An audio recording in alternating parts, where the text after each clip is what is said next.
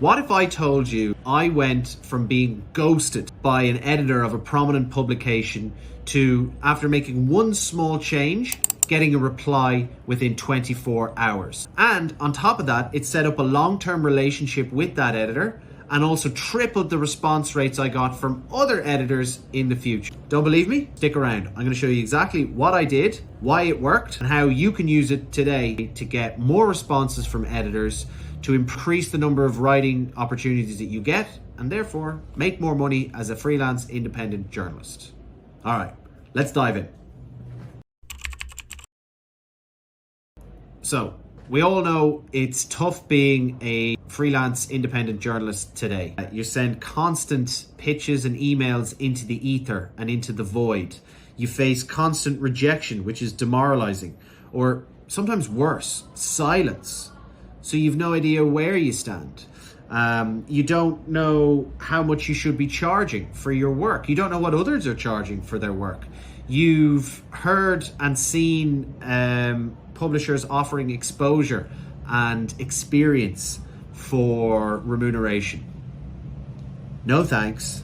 You need money to sustain your career, right? You need revenue, and you also need that income to sustain your livelihood as well as your career, okay? By the end of this video, I want to give you the exact template that I used that helped me get that response within 24 hours after being ghosted. I want to give you a two-step multi-platform approach that'll help you warm up the editors, first of all, get them to trust you and familiarize themselves with you, and then therefore increase the response rates when you contact them. And then if you stick around to the end, I'll give you the 3 bonus tips that I have learned since then, right? So I made this one change. I've now used it across the board for a variety of different outreach campaigns, and I've had a great degree of success, which I will then again share with you. So you'll have the tools then to be able to increase the response rates from editors and hopefully shift it from them responding to you to them contacting you in the first instance. You'll be able to position yourself as the expert of authority and credibility within that space, differentiating yourself from the rest of the pack. You'll understand the commercial drivers of what pushes this publication in the direction that it's going, what they want to see, what they're trying to achieve, and how you can help them achieve it, and also your own goals at the same time.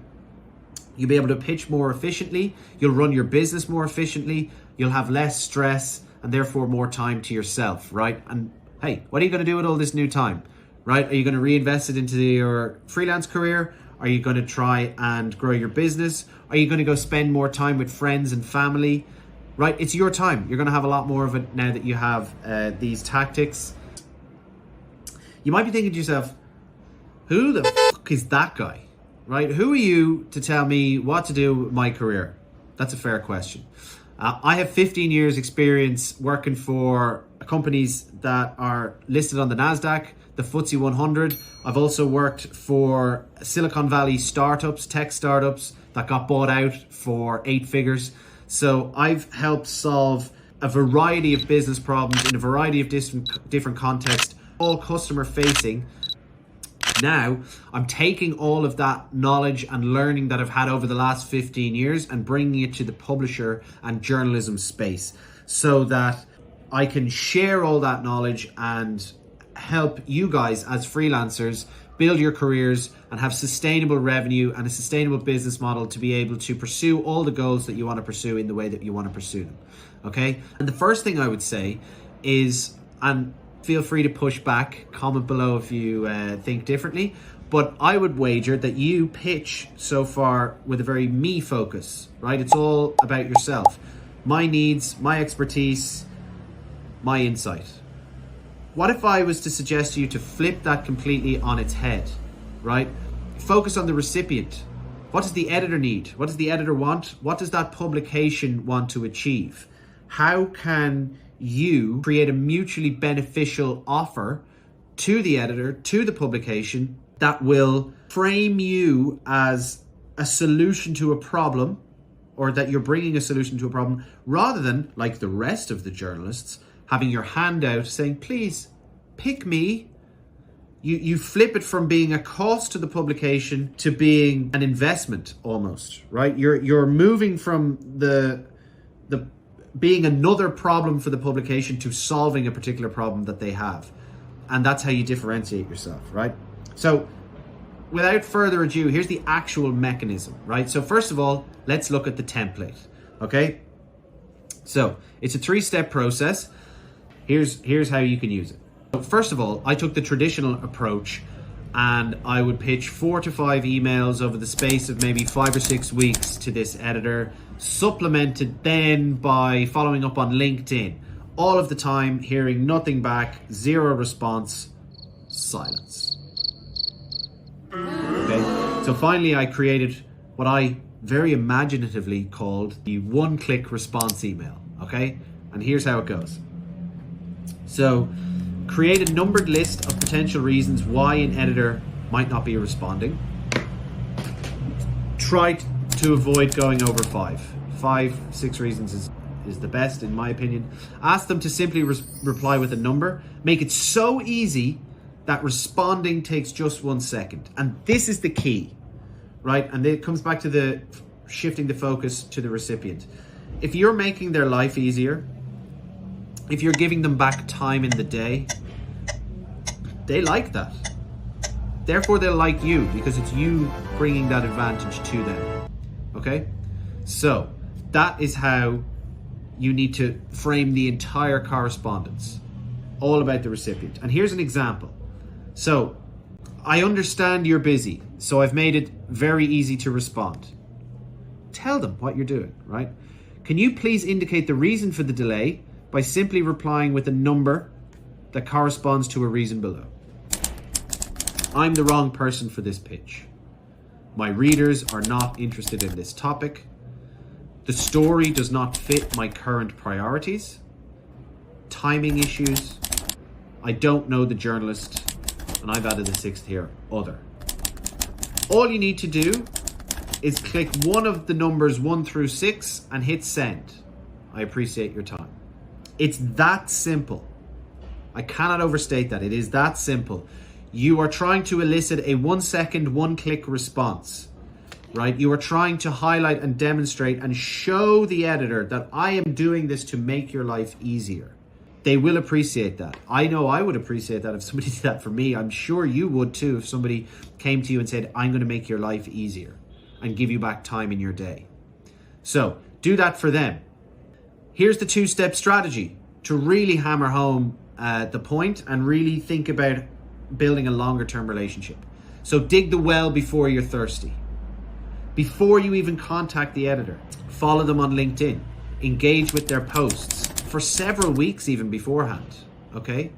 If this is a publication that you want to get published in, you probably want to get published in it more than once. So, engage yourself in their sphere. Share insightful comments that demonstrate your expertise, your authority, your credibility, your knowledge. And only then reach out with a personalized email using the templates that I'm going to give you that demonstrate your expertise, but also that demonstrate the problem you're solving for them. And again, you can reference their recent activity. Then once you get that conversation started, you can have what I call the value-based conversation. Okay? What does that look like? Well, instead of quoting a price for what you're delivering, instead you can say, well, what kind of impact are you hoping this piece will have? How does this article fit into your broader content strategy? Do you need follow-ups? What would a successful outcome look like for this particular piece? These questions shift the conversation from cost to value. You can command a higher rate because you're commanding higher authority and you're demonstrating that. Okay? That's largely the mechanism. That's how it works, right? But this isn't going to work if you just sit there and consume this as entertainment content. No, this only works if you make a commitment. So here's my challenge to you, right? Make a commitment right now. Comment below, I'm all in, right? And what you can do is go to your inbox right now and find the editor who ghosted you last, and then draft out your email. right? It's only 5 reasons. So just come up with 5 reasons and comment below, I'm all in.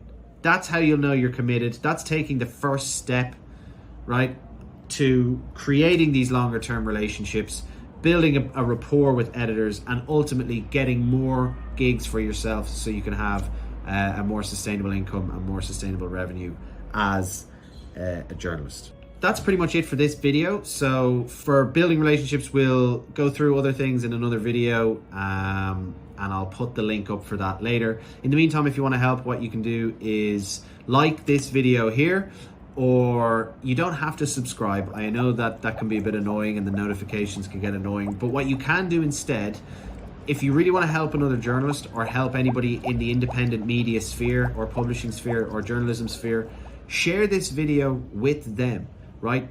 If they could probably use this too, right? If you find it useful, they'll find it useful, okay?